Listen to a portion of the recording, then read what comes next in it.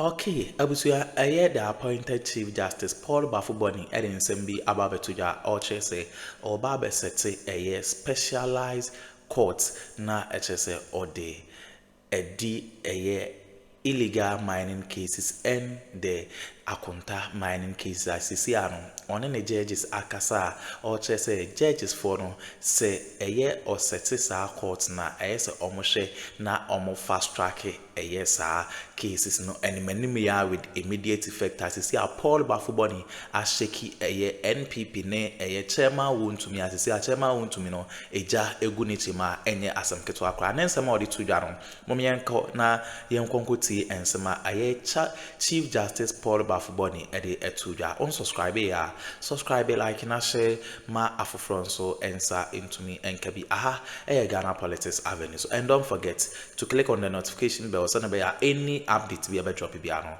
once ebe to me aka medamase. On the Galamsey subjects, the acting Chief Justice Paul Baffoe has admonished judges to swiftly adjudicate cases of illegal mining and drug-related offences defying political, social, or corporate influences. Speaking at the annual meeting of the Association of Magistrates and Judges, the acting CJ indicated that plans are underway to introduce specialized courts for Galamsey cases. Most of our society, there are certain issues we definitely cannot turn a blind eye to. Some of these issues are illegal mining, environmental degradation, and drug abuse.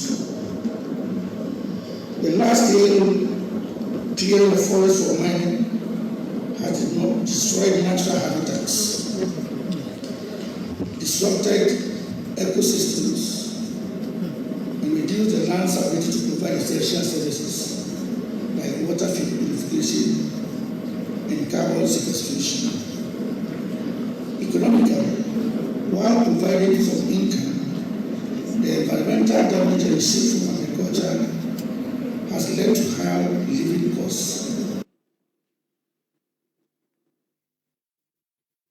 There's growing interest in terms of the fight against Galamsey, and for this reason, the government says it will hold a stakeholder engagement with civil society organizations at the Jubilee House this Friday, October 3. The meeting is expected to serve as a platform for government to dialogue with civil society organizations and is geared at gathering more inputs to enhance the government fight or renewed fight against illegal mining. Let's get on to Zoom right now. Engaged Media Relations Officer at the Lands Ministry, Bakwesi Shandoff, on this much anticipated meeting called at the behest of the President. But most importantly, the Lands Ministry is very pivotal in terms of this fight against Galamsey. Bakwesi, thank you very much for speaking to us this afternoon. There are many who are asking the question about the purpose of this gathering with CSOs. Is it to brief them? Is it to receive briefing from them as to how you can continue in the fight against Galamsey? Help us understand why government is deciding to meet with these civil society groupings and at this time.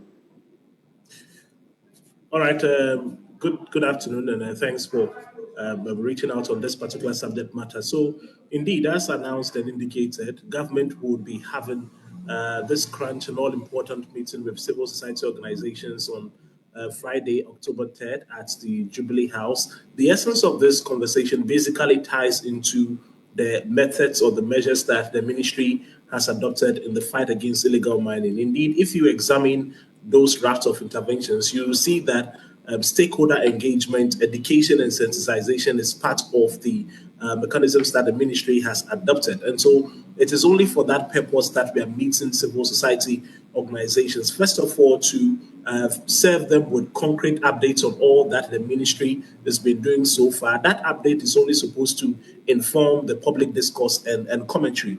Then again, that forum would also give us an opportunity to gather directly feedback from all the stakeholders across board. Because when it comes to the issue of illegal mining, we all admit it's a national crisis, and that is why we are firing from all cylinders and receptive of all opinions. And so basically, that is the essence of Friday's upcoming meeting.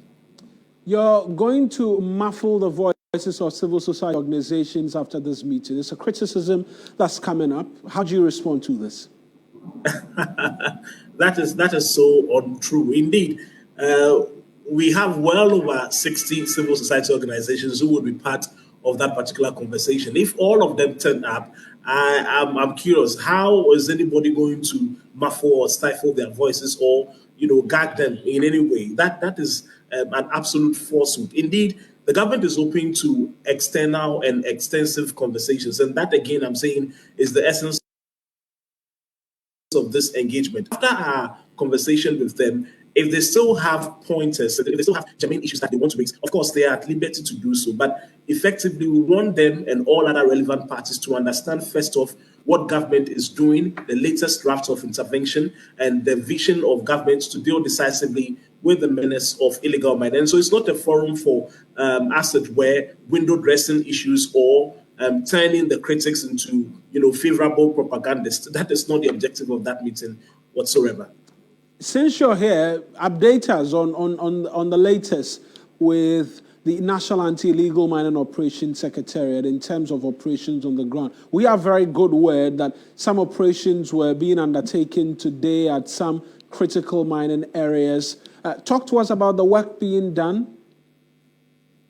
Right. So it is indeed true. In fact, every day, the National Anti-Illegal Mining Operations Secretariat is on the ground. The reason we do not offer certain updates is that the activities are intelligence-led. And so you do not want to communicate too much in a way that gives the illegal miners an escape. Because most of the time, they are also, their ears are also on the ground looking for when 9 months is coming around. But the truth of the matter is that, yes, today there's been an operation, and then we would offer the details accordingly. But there is this information that we believe has to go out.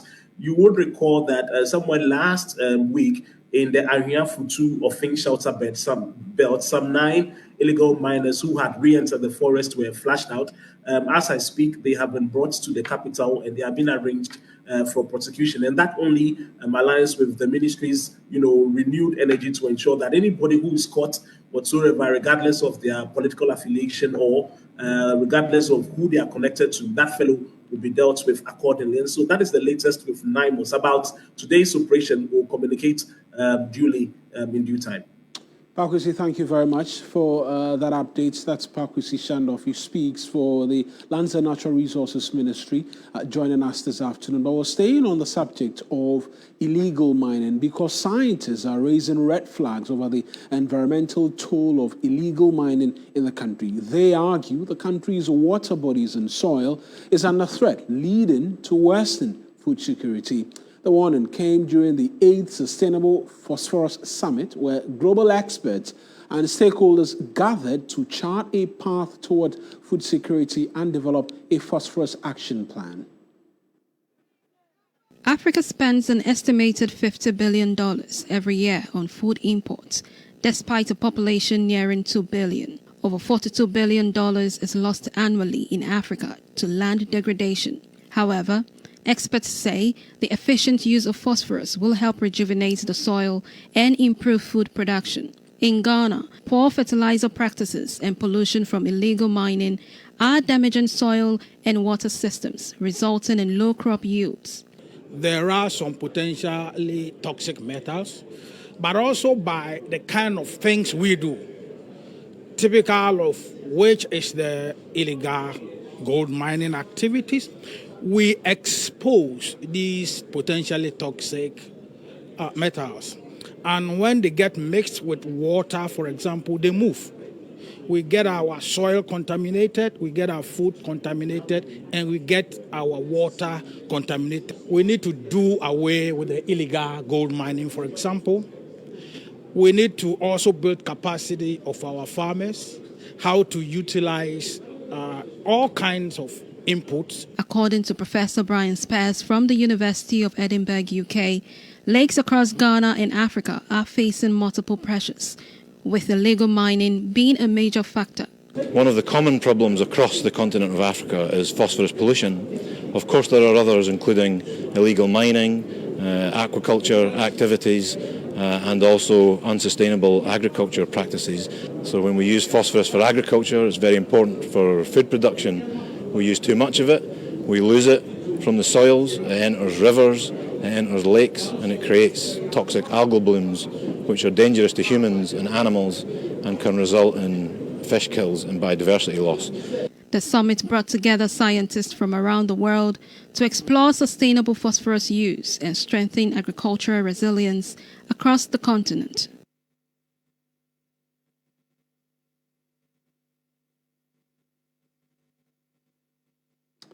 You're welcome, and we'll continue with a bit more in terms of the bulletin for you this afternoon, moving away completely from the subject of Galamsey, because the Ghana Railway Development Authority has commenced its passenger train services. Director, Policy Planning, Research, Monitoring and Evaluation, Al-Amin Al-Hassan, has been taken by colleague Armstrong Gold through a ride from Tema Station to the Afienya Station.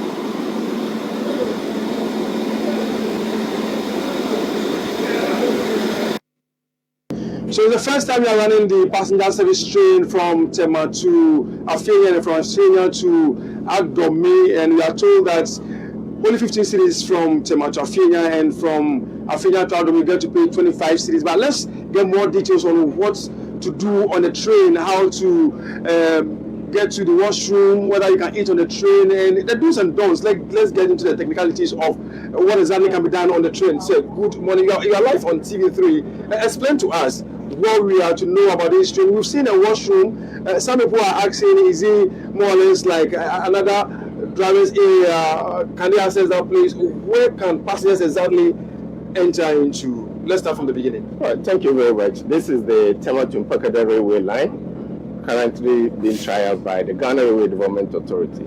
Yes, direct to your questions.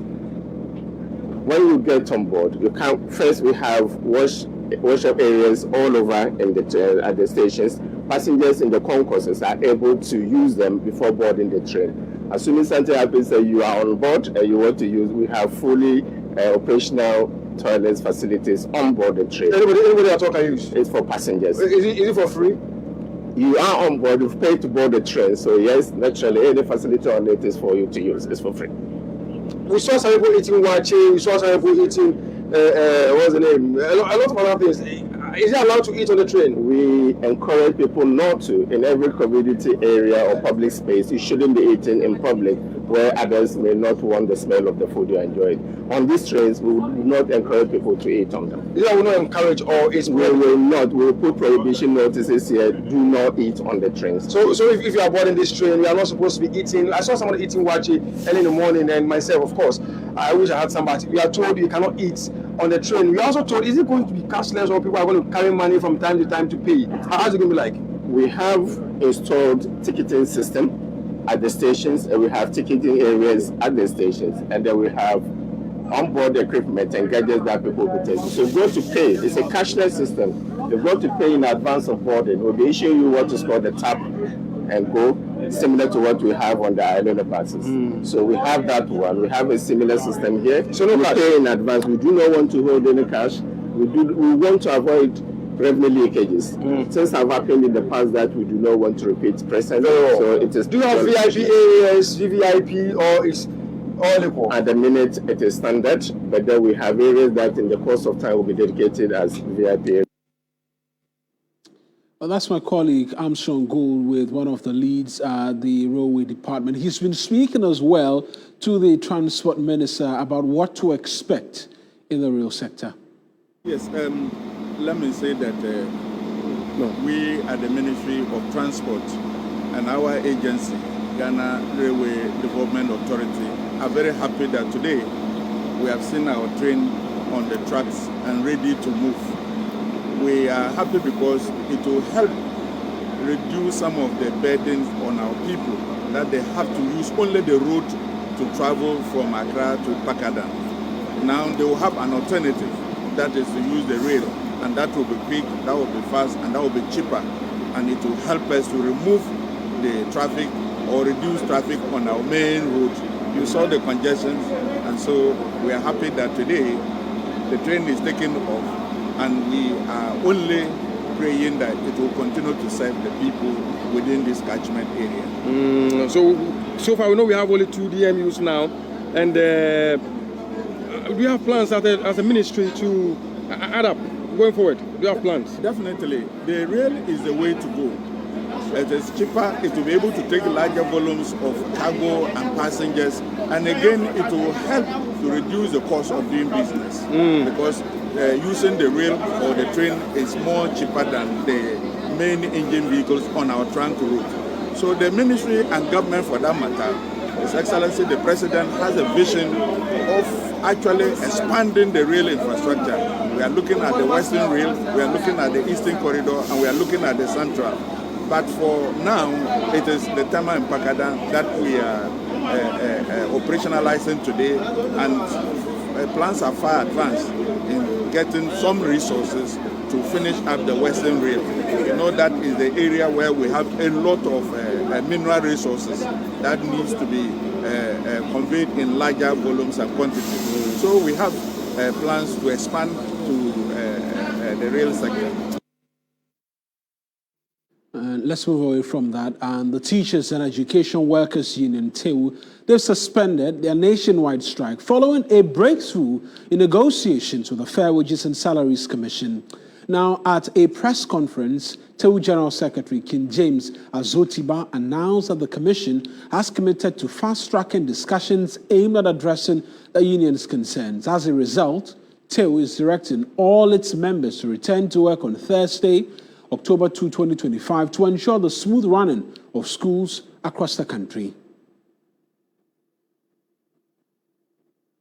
29th September 2025, TEU leadership held a meeting with the Fair Wages and Salaries Commission and our employer institutions. After a very constructive dialogue, the parties resolved to work towards an amicable solution to the concerns of the union. We are expected to meet the Fair Wages and Salaries Commission on the 7th of October 2025 to proceed with negotiations, conclude and sign the various conditions of service of the affected institutions of the TEU of TUC membership. This forms part of the agreed issues with the Fair Wages and Salaries Commission during our engagement. As a result of the positive development, TEU has decided to suspend the indefinite strike actions with effect from today, Wednesday, the 1st of October 2025, to allow for further discussions and implementation of the agreed terms. All TEU members in the aforementioned institutions are expected to resume work by Thursday, the 2nd of October. Let's stay on education, because the National Council of the Parent-Teacher Association is pushing back against new guidelines from the Ministry of Education and the Ghana Education Service, calling them illegal and overreaching. In a strongly worded statement, the Council says the Ministry and GES have no legal authority to regulate PTA operations.